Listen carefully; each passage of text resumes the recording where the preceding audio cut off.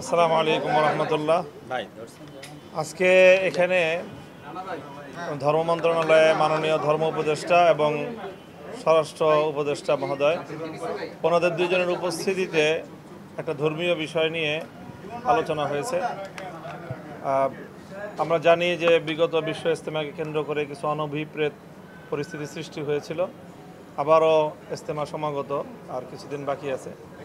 তো সেই ইজতেমাকে নিয়ে যেন আর কোনো নতুন সংঘাত তৈরি না হয়, সেই বিষয়টা সমাধান এবং সুষ্ঠু একটা স্থায়ী সমাধানের লক্ষ্যেই আজকে তবলিগের বিবাদমান দুই পক্ষের লোকজন এখানে এসেছিলেন। আলেম ওলামা হিসাবে আমরাও এসেছিলাম।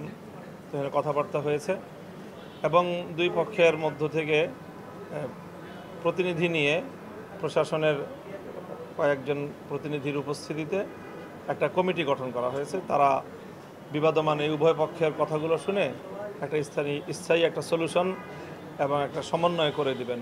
আমরা আশা করছি যে আগামী দিনে তবলিগের কাজকে কেন্দ্র করে, বিশ্ব ইজতেমাকে কেন্দ্র করে আর কোনো নতুন কোনো সংঘাতমূলক পরিস্থিতি তৈরি হবে না।